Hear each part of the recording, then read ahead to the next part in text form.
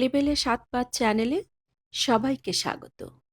আজকের নিবেদন সৈয়দ মুজতবা আলীর গন্তব্য কাবুল। চলুন তবে শোনা যাক। চাঁদনি থেকে ৯ শিকে দিয়ে একটা শার্ট কিনে নিয়েছিলুম। তখনকার দিনে বিচক্ষণ বাঙালির জন্য ইউরোপিয়ান থার্ড নামক একটি অত্যন্ত প্রয়োজনীয় প্রতিষ্ঠান ভারতের সর্বত্র আনাগোনা করত। হাওড়া স্টেশনে সেই থার্ডে উঠতে যেতেই এক ফিরিঙ্গি হেঁকে বলল, এটা ইউরোপিয়ানদের জন্য। আমি গাক গাক করে বললুম, ইউরোপিয়ান তো কেউ নেই, চলো তোমাতে আমাতে ফাঁকা গাড়িটা কাজে লাগাই। এক তুলনামূলক ভাষাতত্ত্বের বইয়ে পড়েছিলুম, বাংলা শব্দের অন্তদেশে অনুস্বার যোগ করিলে সংস্কৃত হয়, ইংরেজি শব্দের প্রাক দেশে জোর দিয়া কথা বলিলে সাহেবী ইংরেজি হয়। অর্থাৎ পয়লা সিলেবলে অ্যাকসেন্ট দেওয়া খারাপ রান্নায় লঙ্কা ঠেসে দেওয়ার মতো সব পাপ ঢাকা পড়ে যায়। সোজা বাংলায় এরই নাম গাঁক গাঁক করে ইংরেজি বলা। ফিরিঙ্গি তালতলার নেটিভ, কাজেই আমার ইংরেজি শুনে ভারী খুশি হয়ে জিনিসপত্র গোছাতে সাহায্য করল। কিন্তু এদিকে আমার ভ্রমণের উৎসাহ ক্রমেই চুপসে আসছিল। এতদিন পাসপোর্ট জামা কাপড় জোগাড় করতে ব্যস্ত ছিল, অন্য কিছু ভাববার ফুরসত পাইনি। গাড়ি ছাড়ার সঙ্গে সঙ্গেই প্রথম যে ভাবনা আমার মনে উদয় হলো সেটা অত্যন্ত কাপুরুষজনচিত। মনে হলো আমি একা। ফিরিঙ্গিটি লোক ভালো, আমাকে গুম হয়ে শুয়ে থাকতে দেখে বলল, এত মনমরা হলে কেন? Going far? দেখলুম বিলিতি কায়দা জানে। হোয়ার আর ইউ গোয়িং বলল না। তাই সে যাই হোক, সাহেবের সঙ্গে আলাপচারিতা আরম্ভ হলো। তাতে লাভও হলো। সন্ধ্যা হতে না হতেই সে প্রকাণ্ড এক চুবড়ি খুলে বলল, তার ফিয়াঁসে নাকি উৎকৃষ্ট ডিনার তৈরি করে সঙ্গে দিয়েছে এবং তাতে নাকি একটা পুরো দস্তুর পল্টন পোষা যায়। আমি আপত্তি জানিয়ে বললুম যে আমিও কিছু কিছু সঙ্গে এনেছি, তবে সে নিতান্ত নেটিভ বস্তু, হয়তো বড্ড বেশি ঝাল। খানিকক্ষণ তর্কাতর্কির পর স্থির হলো সব কিছু মিলিয়ে দিয়ে ব্রাদারলি ডিভিশন করে আলাকার্ট ভোজন, যার যা খুশি খাবে। সাহেব যেমন যেমন তার সব খাবার বের করতে লাগলো, আমার চোখ দুটো সঙ্গে সঙ্গে জমে যেতে লাগলো। সেই শিক কাবাব, সেই ঢাকাই পরোটা, মুরগি মোসাল্লাম, আলু কোস্ত। আমিও তাই নিয়ে এসেছি জাকারিয়া স্ট্রিট থেকে। এবার সাহেবের চক্ষু স্থির হওয়ার পালা। ফিরিস্তি মিলিয়ে একই মাল বেরোতে লাগলো। এমনকি শিক কাবাবের জায়গায় স্বামী কাবাব নয়, আলু গোস্তের বদলে কপি গোস্ত পর্যন্ত নয়। আমি বললুম, ব্রাদার, আমার ফিয়াসে নেই, এসব জাকারিয়া স্ট্রিট থেকে কেনা। একদম হুবহু একই স্বাদ। সাহেব খায় আর আনমনে বাইরের দিকে তাকায়। আমারও আবছা আবছা মনে পড়ল, যখন সওদা করছিলুম তখন যেন গাবদা গোবদা ফিরিঙ্গি মেমকে হোটেলে যা পাওয়া যায় তাই কিনতে দেখেছি। ফিরিঙ্গিকে বলতে যাচ্ছিলুম তার ফিয়াঁসের একটা বর্ণনা দিতে, কিন্তু থেমে গেলুম। ভোর কোথায় হলো মনে নেই। জুন মাসের গরম পশ্চিমে গৌরচন্দ্রিকা করে নামে না। 7টা বাজতে না বাজতেই চড়চড় করে ট্যাসা হয়ে গাড়িতে ঢোকে, আর বাকি দিনটা কিরকম করে কাটবে তার আভাস তখনই দিয়ে দেয়। গাড়ি যেন কালওয়াত, ঊর্ধ্বশ্বাসে ছুটেছে। কোনো গতিকে রোদ্দুরের তবলচিকে হার মানিয়ে যেন কোথাও গিয়ে ঠান্ডায় জিরোবে। আর রোদ্দুরও চলেছে সঙ্গে সঙ্গে ততোধিক ঊর্ধ্বশ্বাসে। সে পাল্লায় প্যাসেঞ্জারদের প্রাণ যায়। গাড়ি এর মাঝে আবার ভোল ফিরিয়ে নিয়েছে। দাড়ি লম্বা হয়েছে, টিকি খাটো হয়েছে। নাদুস নুদুস লালাজিদের মিষ্টি মিষ্টি আইয়ে বৈঠিয়ে আর শোনা যায় না। এখন 6 ফুট লম্বা পাঠানদের, দাগা দাগা দিলতা রাওরা, পাঞ্জাবিদের তুবিয়সি আর শিখ সর্দারজিদের জালবন্ধ দাড়ির হরেক রকম বাহার। সামনের বুড়ো সর্দারজি প্রথম আলাপ আরম্ভ করলেন। গোয়িং ফার নয়, সোজাসুজি কাহা জায়গা। আমি ডাবল তসলিম করে সবিনয় উত্তর দিলাম। ভদ্রলোক ঠাকুরদার বয়সী, আর জবরজং দাড়ি গোফের ভিতর অতি মিষ্ট মোলায়েম হাসি। জিজ্ঞাসা করলেন, পেশোয়ারে কাউকে চিনি না হোটেলে উঠব? বললুম, বন্ধুর বন্ধু স্টেশনে আসবেন, তবে তাকে কখনো দেখিনি। তিনি যে আমাকে কি করে চিনবেন সে সম্বন্ধে ঈষৎ উদ্বেগ আছে। সর্দারজি হেসে বললেন, কিছু ভয় নেই, পেশোয়ার স্টেশনে এক গাড়ি বাঙালি নামে না। আপনি 2 মিনিট সবুর করলেই তিনি আপনাকে ঠিক খুঁজে নেবেন। আমি সাহস পেয়ে বললুম, তা তো বটেই, তবে কিনা শার্ট পরে এসেছি। সর্দারজি এবার অট্টহাস করে বললেন, শার্টে যে 1 ফুট জায়গা ঢাকা পড়ে তাই দিয়ে মানুষকে চেনে নাকি? আমি আমতা আমতা করে বললুম, তা নয়, তবে কিনা ধুতি পাঞ্জাবি পরলে হয়তো ভালো হতো। সর্দারজিকে হারাবার উপায় নেই। বললেন, এও তো তাজ্জব কি বাত, পাঞ্জাবি পরলে বাঙালিকে চেনা যায়? আমি আর এগুলুম না। বাঙালি পাঞ্জাবি ও পাঞ্জাবি কুর্তায় কি তফাৎ, সে সম্বন্ধে সর্দারজিকে কিছু বলতে গেলে তিনি হয়তো আমাকে আরো বোকা বানিয়ে দেবেন। তার চেয়ে বরঞ্চ উনিই কথা বলুন, আমি শুনে যাই। জিজ্ঞাসা করলুম, সর্দারজি, সিলোয়ার বানাতে কগজ কাপড় লাগে? বললেন, দিল্লিতে 3.5, জলন্ধরে 4.5, লাহোরে 5.5, লালমুসায় 6.5, রাওয়ালপিন্ডিতে 7.5, তারপর পেশোয়ারে 1 লম্ফে 10.5, খাস পাঠান মূল্য কোহাট খাইবারে পুরো থান 20 গজ। হ্যাঁ, তাও আবার খাকি শাটিং দিয়ে বানানো। আমি বললুম, এরকম 1 বস্তা কাপড় গায়ে জড়িয়ে চলাফেরা করে কি করে? মারপিট খুন রাহাজানির কথা বাদ দিন। সর্দারজি বললেন, আপনি বুঝি কখনো বায়োস্কোপ যান না? আমি এই বুড়ো বয়সেও মাঝে মাঝে যাই। না গেলে ছেলে ছোকরাদের মতিগতি পোঁছবার উপায় নেই। আমার আবার 1 পাল নাতি নাতনি। এই সেদিন দেখলুম 200 বছরের পুরনো গল্পে মেম সাহেব ফ্রকের পর ফ্রক পরেই যাচ্ছেন। মনে নেই 10খানা না 12খানা। তাতে নিদেন পক্ষে 40 গজ কাপড় লাগার কথা। সেই পরে যদি মেমরা নেচে কুদে থাকতে পারেন, তবে মদ্দা পাঠান 20 গজে সিলোয়ার পরে মারপিট করতে পারবে না কেন? আমি খানিকটা ভেবে বললুম, হক কথা, তবে কিনা বাজে খরচ। ইতিমধ্যে গল্পের ভিতর দিয়ে খবর পেয়ে গিয়েছি যে পাঠান মল্লুকের প্রবাদ, দিনের বেলা পেশোয়ার ইংরেজের, রাত্রে পাঠানের। শুনে গর্ব অনুভব করেছি বটে যে বন্দুকধারী পাঠান কামানধারী ইংরেজের সঙ্গে পাল্লা দিতে পারে, কিন্তু বিন্দুমাত্র আরাম বোধ করিনি। গাড়ি পেশোয়ার পৌঁছাবে রাত 9টায়। তখন যে কার রাজত্ব গিয়ে পৌঁছাবো, তাই মনে মনে নানা ভাবনা ভাবছি। এমন সময় দেখি গাড়ি এসে পেশোয়ারেই দাঁড়ালো। প্ল্যাটফর্মে বেশি ভিড় নেই। জিনিসপত্র নামাবার ফাঁকে লক্ষ্য করলুম যে 6 ফুটি পাঠানদের চেয়েও 1 মাথা উঁচু এক ভদ্রলোক আমার দিকে এগিয়ে আসছেন।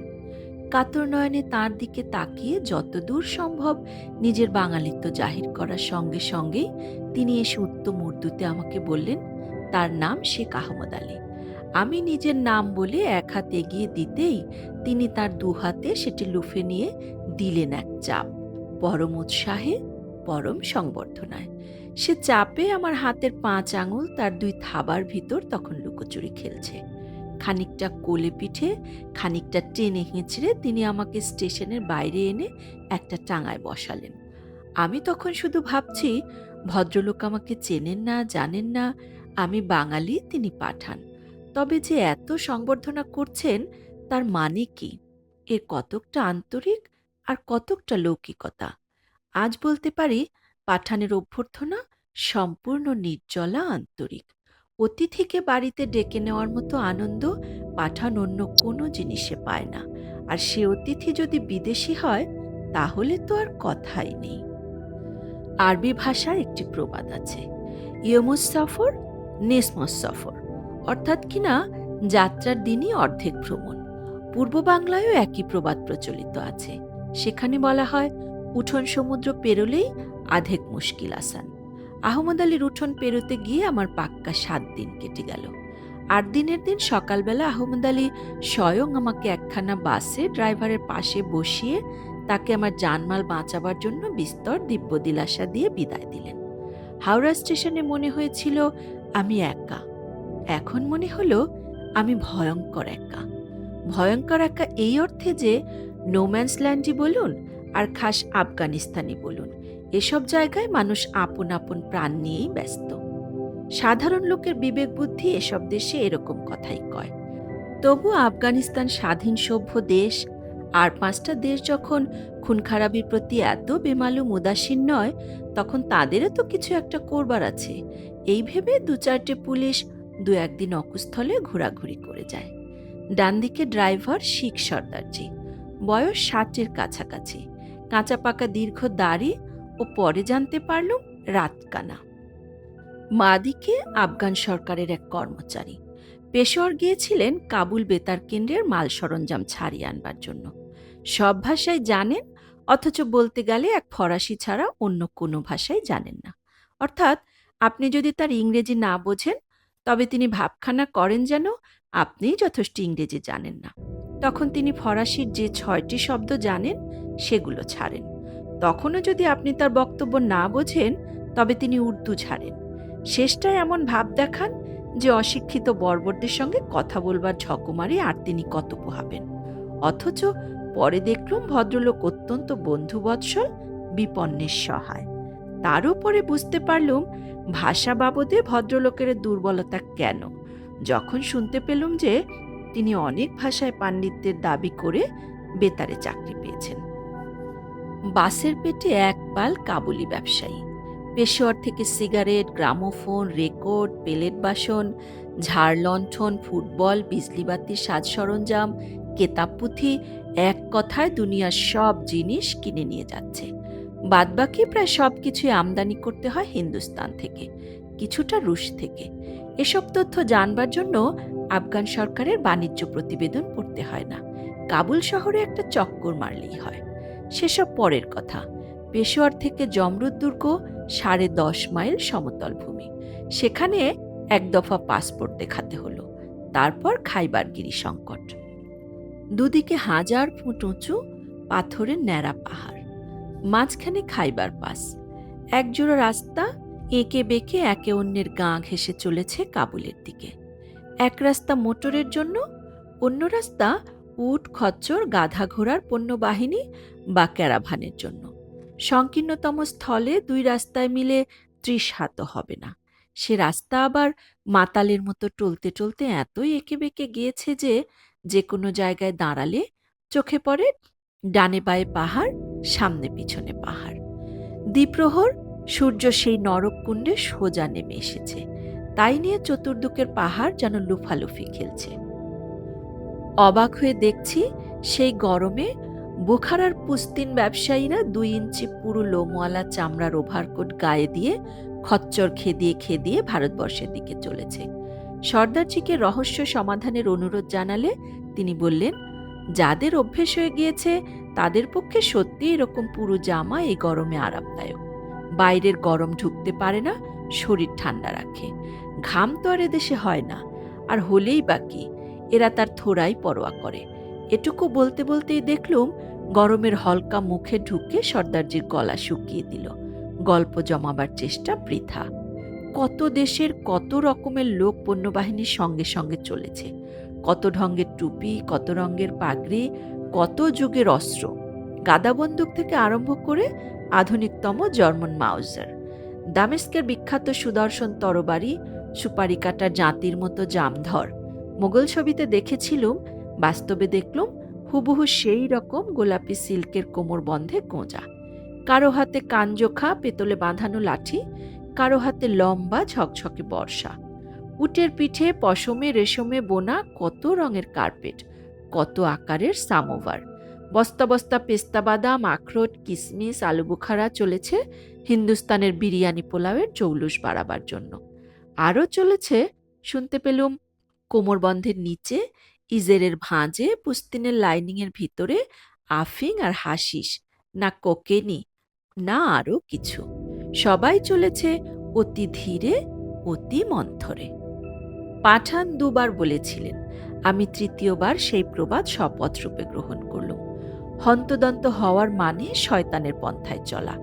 কে বলে ২০ শতাব্দীতে অলৌকিক ঘটনা ঘটে না? আমার সকল সমস্যা সমাধান করেই যেন দরাম করে শব্দ হলো। কাবুলি তড়িৎ গতিতে চোখের ফ্যাঁটা খুলে আমার দিকে বিবর্ণ মুখে তাকালো। আমি সর্দারজির দিকে তাকালাম। তিনি দেখি অতি শান্তভাবে গাড়িখানা একপাশে নিয়ে দাঁড় করালেন। বললেন, টায়ার ফেঁসেছে, প্রতিবারেই হয়, এই গরমে না হওয়াই বিচিত্র। প্রয়োজন ছিল না, তবু সর্দারজি আমাদের স্মরণ করিয়ে দিলেন যে খাইবার পাসের রাস্তা দুটো সরকারের বটে, কিন্তু দুদিকের জমি পাঠানের। সেখানে নেমেছ কি মরেছ, আড়ালে আবডালে পাঠান সুযোগের অপেক্ষায় ওত পেতে বসে আছে, নামলেই কারাং পিক। তারপর কি কায়দায় সবকিছু হরণ করে তার বর্ণনা দেবার আর প্রয়োজন নেই।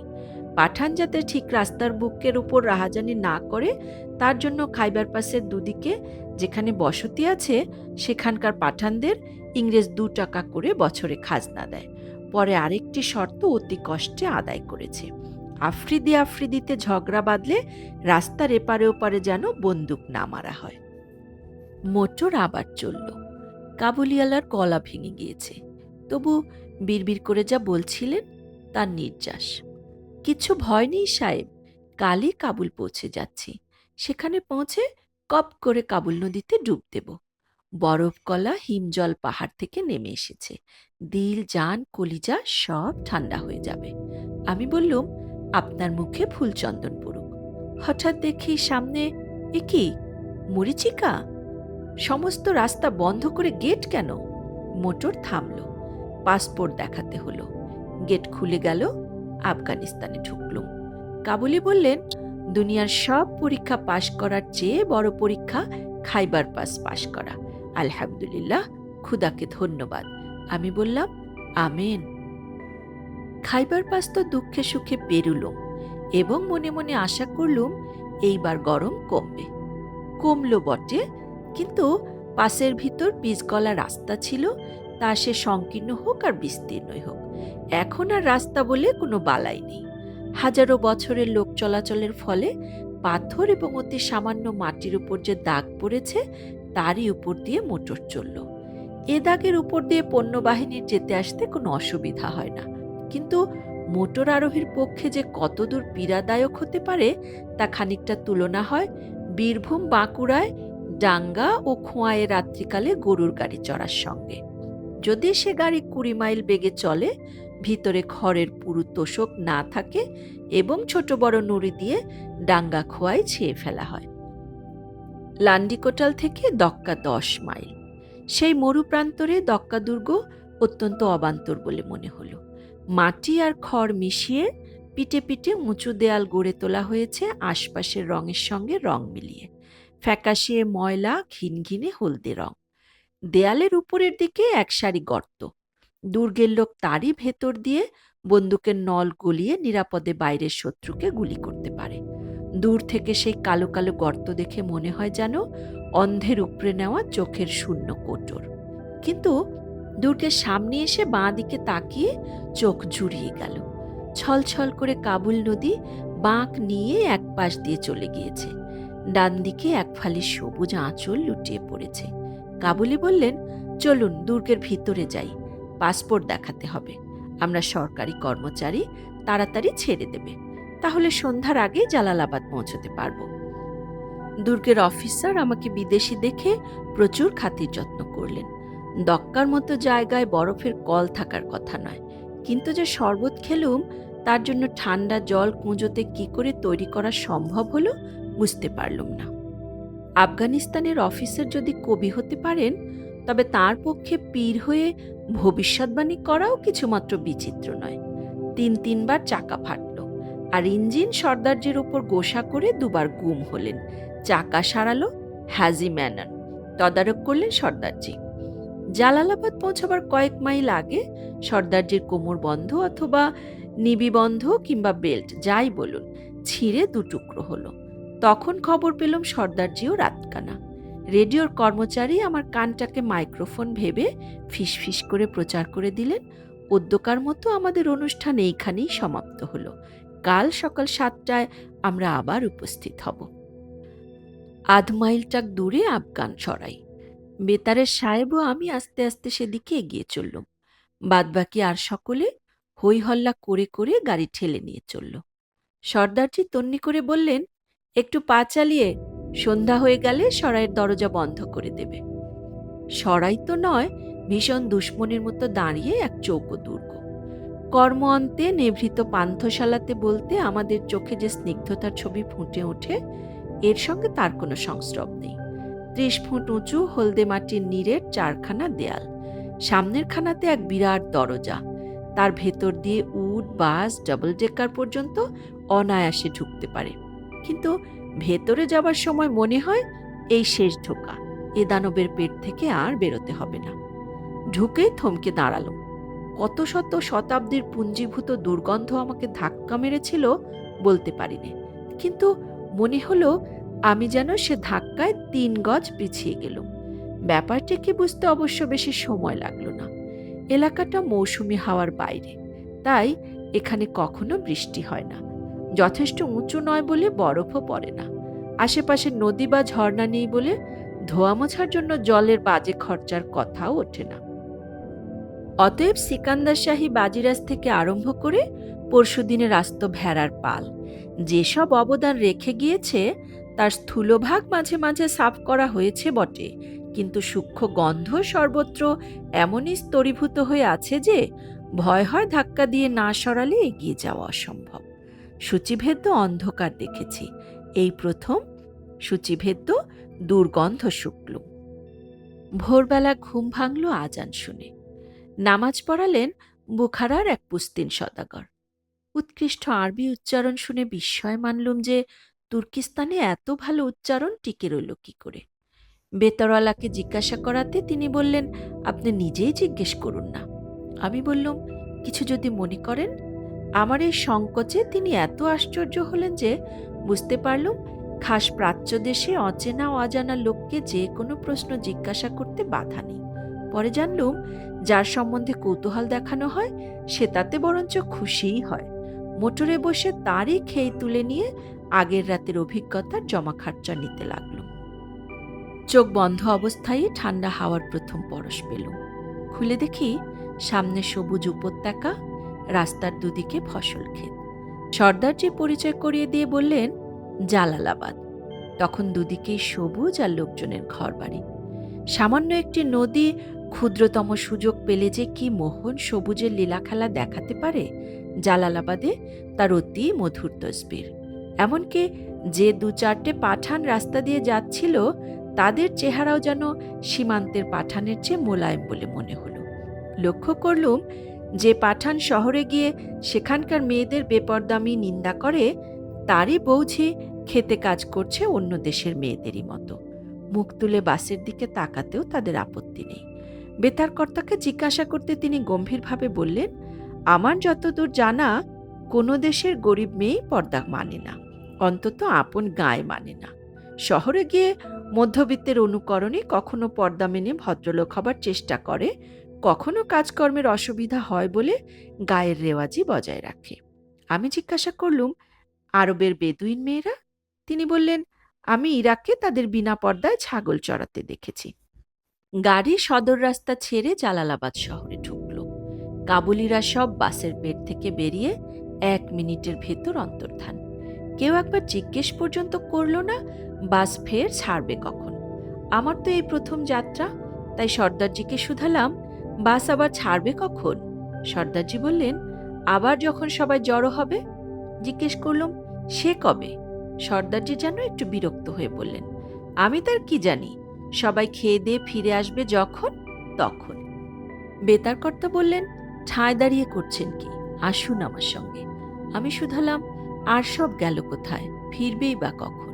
তিনি বললেন, ওদের জন্য আপনি এত উদ্বিগ্ন হচ্ছেন কেন? আপনি তো ওদের মালজানের জিম্মাদার নন। আমি বললাম, তা তো নই, কিন্তু যেরকম ভাবে হুট করে সবাই নিরুদ্দেশ হলো, তাতে তো মনে হলো না যে ওরা শিগগির ফিরবে। আজ সন্ধ্যায় তাহলে কাবুল পৌঁছাবো কি করে? বেতার কর্তা বললেন, সে আশা শিকেই তুলে রাখুন। এদের তো কাবুল পৌঁছাবার কোনো তাড়া নেই। বাস যখন ছিল না তখন ওরা কাবুল পৌঁছাতো ১৫ দিনে, এখন ৪ দিন লাগলেও তাদের আপত্তি নেই। জালালাবাদে পৌঁছেছে, এখানে সকলেরই মামা, কাকা, শালা কেউ না কেউ আছে। তাদের তত্ত্বতালাশ করবে, খাবে দাবে, তারপর ফিরে আসবে। মোটর ছাড়লো অনেক বেলায়, কাজেই বেলাবেলি কাবুল পৌঁছাবার আর কোনো ভরসাই রইল না। পেশোয়ার থেকে জালালাবাদ ১০০ মাইল, জালালাবাদ থেকে কাবুল আরও ১০০ মাইল।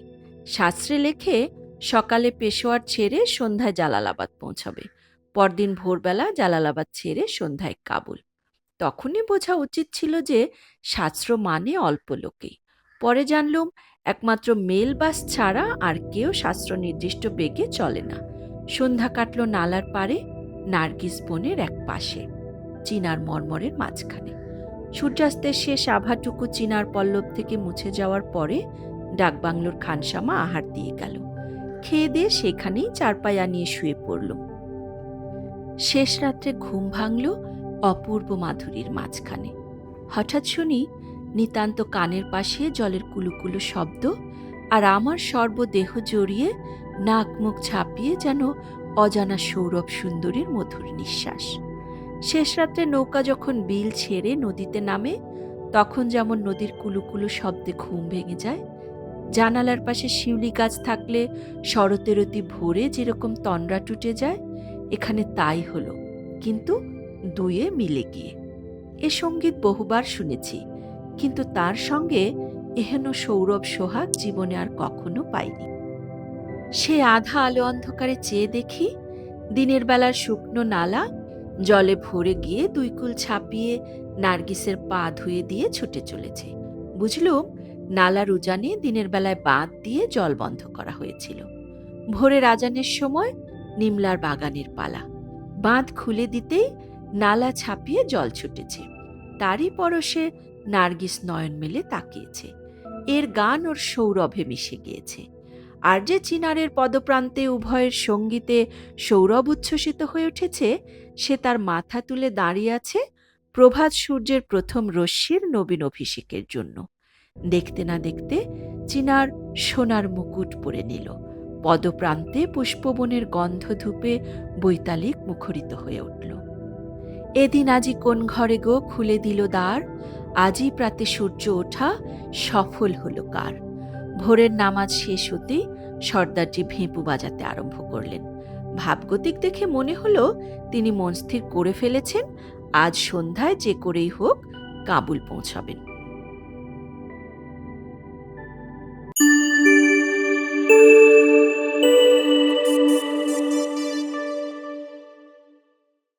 আজ এ পর্যন্তই।